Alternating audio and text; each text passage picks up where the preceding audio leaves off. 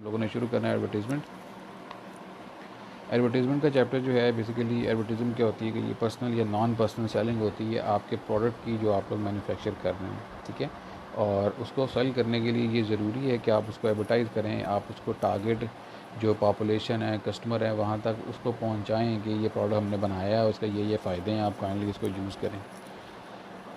In view points of advertisement the target customer may be physician, medical personnel और consumer. Pharmaceutical aspect में अगर देखा जाए तो एडवर्टीज़मेंट के लिए हमारा जो टारगेट कस्टमर है वो फिजिशियन है, या वो कंज्यूमर है, या वो डिस्ट्रीब्यूटर है, ठीक है जी। आमतौर पे प्रिस्क्रिप्शन वाली जो OTC प्रोडक्ट्स होती हैं, prescriber is target for prescription as well as for the over the counter drugs. तो जो हमारे पास OTC प्रोडक्ट्स हैं या जो हमारे पास प्रिस्क्रिप्शन बेस्ड प्रोडक्ट्स हैं, इन तमाम को हम लोग काउंटर कर सकते हैं एडवर्टीज़मेंट से।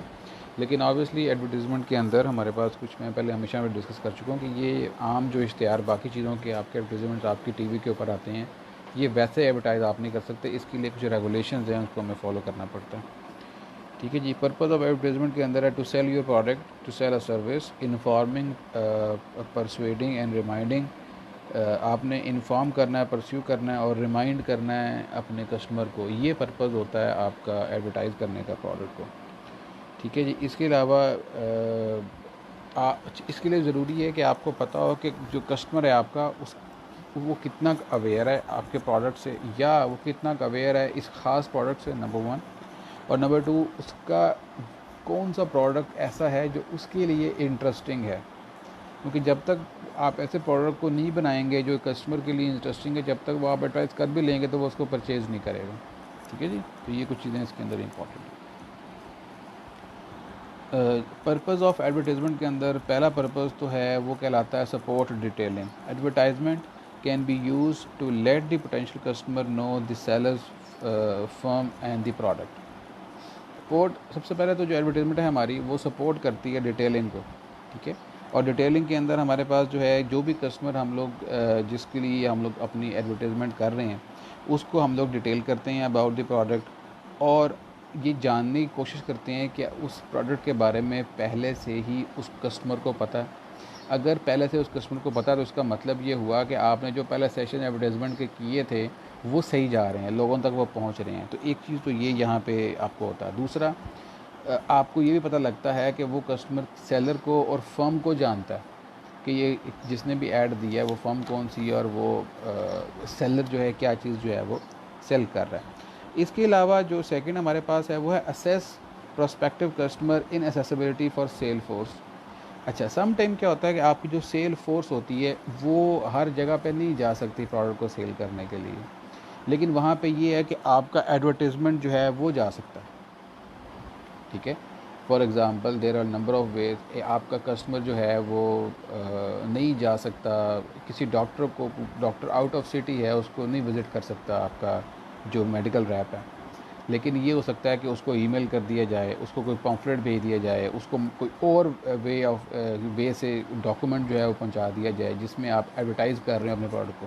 बिकॉज यहाँ पे जो एडवर्टीज़मेंट है, फार्मास्यूटिकल एडवर्टीज़मेंट जो है हमारी, वो ऑब्वियसली बाकी एडवर्टीज़मेंट से ज़रा फ़र्क है। फ़र्क इस हिसाब से है कि आप इस पर डायरेक्टली किसी मीडिया हाउस के थ्रू आप ऐड नहीं दे सकते टीवी के ऊपर लाइव, ठीक है, या अखबार के अंदर भी आप जो है उसकी कुछ रिक्वायरमेंट्स है। OTC का ऐड तो आप दे सकते हैं, लेकिन प्रिस्क्रिप्शन ड्रग्स का ऐड आप नहीं दे सकते, ठीक है। और OTC में भी जो ऐड आपने देना है वो भी आप रेगुलेटरी बॉडी उसको देखती हैं, पहले आपको कुछ अलाउ करती हैं तो फिर आप उसको ऐड में लेके जाते हैं। थर्ड जो इसका यूज़ एडवर्टाइजमेंट का वो है facilitate sale from channel. Advertising enhances the sale from wholesalers and retailers. फिर आप जब एडवर्टाइज़ करते हो कोई चीज़, कोई डॉक्टर के लिए, स्टोर के लिए, या किसी रिटेल फार्मेसी के लिए, तो आप भी नीचे मेंशन करते हो कि हमारा फ़लाँ डिस्ट्रीब्यूटर जो है वो ये प्रोडक्ट सेल कर रहा है, या आप ये देखते हो कि हमारा फ़लाँ रिटेलर के पास ये प्रोडक्ट आपको मिलेगा, या फ़लाँ हेड ऑफिस से हमारा ये प्रोडक्ट मिलेगा। तो आप उसमें भी फैसिलिटेट करते हो किसी चैनल के थ्रू सेल को। इसके अलावा है एंटर न्यू जियोग्राफिक मार्केट। मैंने अभी पहले ऊपर डिस्कस किया कि आप हर जगह पे नहीं जा सकते अपने प्रोडक्ट को लेके। तो वहाँ पे आप नई मार्केट, अगर आपने गवर्न करनी है, कोई नई मार्केट आप इंट्रोड्यूस करवाना चाहते हो, अपनी कवरेज को ब्रॉड करना चाहते हो, तो इन दैट केस भी आपको एडवर्टाइजमेंट जो है वो करनी है, ठीक है। Advertisement has a broader coverage and the customer are reach simultaneously. Thus, advertisement make it possible to enter into a new geographical market. So it is easy to enter into a new geographical market when you are doing advertisement rather than some kind of a personal selling. Next हमारे पास जो आता है वो है कि जी it hold previous customers. ये बहुत important है. प्रीवियस कस्टमर्स जो आपकी मेडिसिन को यूज़ कर रहे हैं उनको होल्ड करवाने के लिए उनको बार बार एडवर्टाइज़ करना, बार बार प्रोडक्ट के बारे में बताना, ये बहुत ज़्यादा ज़रूरी है.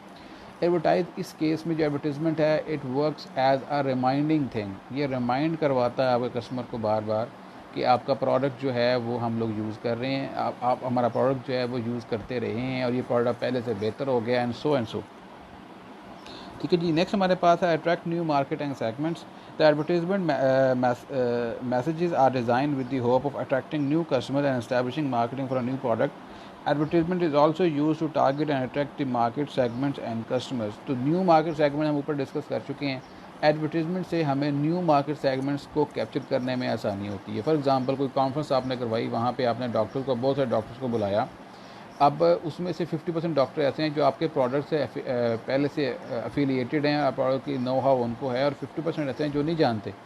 तो उन तक आप जब वहाँ पे एडवर्टाइज़ करेंगे अपने प्रोडक्ट को, वहाँ पे आप उसके ऊपर सेमिनार करेंगे या वहाँ पे आप कोई भी वे हो सकता है एडवर्टाइज़ करने का आप करेंगे, तो वो रिमेनिंग 50% तक भी वो आपकी इन्फॉर्मेशन पहुँचेगी. और वो अगर किसी रिमोट एरिया का डॉक्टर है तो वो वहाँ पे जाके मेडिसिन जो है वो पहले तो आपसे मिलेगा, कहेगा जी मैं फ़लाँ जगह पे हूँ, वहाँ पे आपकी मेडिसिन अवेलेबल नहीं है. तो नंबर 1 तो आप वहाँ पे अवेलेबल करवाएंगे. तो नंबर 2 जब वो किसी रिमोट एरिया में अवेलेबल कराएंगे तो आपका एरिया जो है सेल का वो बढ़ गया. ठीक है जी. नेक्स्ट हमारे पास है इंट्रोड्यूस अ न्यू प्रोडक्ट. जब भी आपने कोई नया प्रोडक्ट मार्केट में इंट्रोड्यूस करवाना होता है तो आप उसको एडवर्टाइज़ करते हो. अगेन मैं यहाँ पर रिपीट कर दूँ कि ये वो एडवर्टीज़मेंट नहीं है जो हम लोग टीवी के ऊपर देखते हैं. ये एडवर्टीज़मेंट जो लास्ट चैप्टर में हमने एडवर्टीज़मेंट के डिफरेंट वेज़ पढ़े थे, ये वो एडवर्टीज़मेंट जो है वो इस यहाँ पे वो आ रही है हमारे पास, जिसमें मल्टीपल वेज़ हैं हमारे पास एडवर्टाइज अवर प्रोडक्ट. ठीक है जी. जो नए प्रोडक्ट को आपने जब भी इंट्रोड्यूस करवाना होता है आप उसकी एडवर्टीज़मेंट करते हैं. फिर expand product usages. For example some time है कि आप मैंने हमेशा एस्प्रिन की एग्जांपल देता हूँ आपको कि एस्प्रिन जब हम लोगों ने फर्स्ट टाइम ये मार्केट के अंदर आई थी उसका पोटेंट यूज़ है एज अ पेन किलर. लेकिन ग्रेजुअली इसका यूज़ जो है वो पेन किलर से हट के तो अब ये ब्लड थिनिंग के तौर पे यूज़ हो रहा है. ये कार्डिक पेशेंट के अंदर यूज़ करते हैं हम लोग. तो जब आपने किसी प्रोडक्ट का यूज़ को ब्रॉड करना होता है या एक से ज़्यादा यूज़ को इंट्रोड्यूस करवाना होता है तो उस केस में भी आपको प्रोडक्ट को एडवर्टाइज़ करना होता है नए यूज़ के हवाले से. ठीक है जी. तो ये भी इसका एक एडवांटेज है एक्सपेंड करना. अगर आपने फिर है काउंटर अटैक ब्रांड स्विचेबिलिटी. आपको पता है कि जब आपने एक प्रोडक्ट लेके उसको मार्केट में लॉन्च किए, जब आप उसके ऊपर वर्किंग कर रहे हैं तो इस तरीके से और भी कंपनीज है जो नए प्रोडक्ट्स लॉन्च कर रही हैं और नई कंपनीज जो हैं वो भी कोशिश उनकी भी यही होती है कि वो ज़्यादा कस्टमर जो हैं वो कैप्चर करें. तो जब आप बार बार एडवर्टीज़मेंट देते हो, बार बार आप डॉक्टर के पास जाते हो, डॉक्टर को इन्फॉर्म करते हो, डिस्ट्रीब्यूटर को इन्फॉर्म करते हो, रिटेलर को इन्फॉर्म करते हो, एंड यूज़र को इन्फॉर्म करते हो कि ये हमारा प्रोडक्ट अभी भी एग्जिस्ट करता है, तो there are much of chances कि आपका जो यूज़र है वो आपका प्रोडक्ट छोड़ के किसी नए यूज़र की तरफ, किसी नए प्रोडक्ट की तरफ ना जाए, किसी नए कंपनी की तरफ ना जाए. ठीक है जी. तो there are chances of this. तो इसलिए जो काउंटर अटैक होता है ब्रांड स्विचेबिलिटी का, उसको भी ओवरकम करने के लिए आपका जो एडवर्टीज़मेंट है वो काम करता है. फिर counter attack substitution at retail level. Retail level पे रिटेल जो सेटअप होता है वहाँ पे जो प्रोडक्ट है उसको रखने के लिए मल्टीपल जगहें होती हैं. जगहों से मुराद ये नहीं है कि वो शेल्फ्स होती हैं. जगह ये होती है कि एक वो जगह है जहाँ पे आपका प्रोडक्ट नज़र आ रहा है, एक वो जगह है कि जहाँ पे आपका प्रोडक्ट नज़र नहीं आ रहा.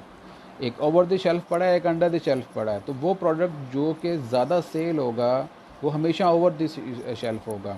वो प्रोडक्ट जो ज़्यादा एलिगेंट होगा वो हमेशा ओवर द शेल्फ होगा. और वो प्रोडक्ट जो कभी कभी सेल होता है वो रख तो वो लेंगे बिकॉज उसका कस्टमर आता है, लेकिन कभी कभी आता है लेकिन वो साइड में कहीं पे पड़ा होगा, वो उनका प्रायोरिटी प्रोडक्ट नहीं होगा.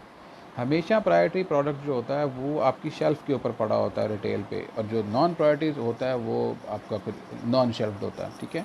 तो अपने प्रोडक्ट को प्रायोरिटी बनाने के लिए, प्रायोरिटी रखने के लिए भी आपको फिर यूज़ करना पड़ता है एडवर्टीज़मेंट को, ताकि लोग जो हैं, रिटेलर्स जो हैं, वो उस प्रोडक्ट को वैल्यू करें और उसको शेल्फ़ के ऊपर रखें रादर देन उसको शेल्फ़ से कहीं दूर फेंकने के.